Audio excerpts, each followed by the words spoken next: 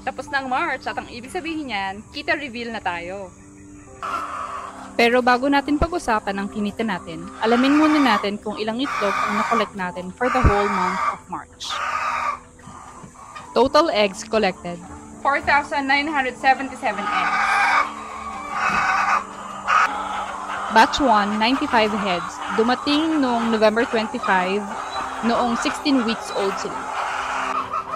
Batch 2, 239 heads, dumating noong February 5 at nagsimulang mag-egg droppings noong March 3 sa 20th week nila.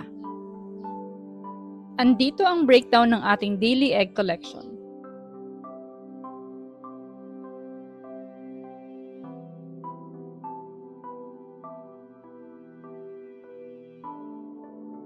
Now, let's talk about sales. Total income, 28,320 pesos. kasama na dito ang 300 pesos mula sa pagbenta ng feed sacks.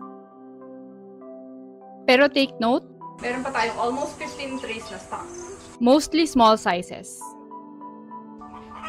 Expenses time! Total feeds cost, 30,133 pesos. 19 sacks. Net loss for March, 1,825 pesos. Sounds bad? Hindi, kasi nagsisimula pa lang mangitlog ang ating batch 2 RTL. Mas exciting ang April dahil mas nadami na ang itlog na mapoproduce natin. Abangan natin yan. Let's go!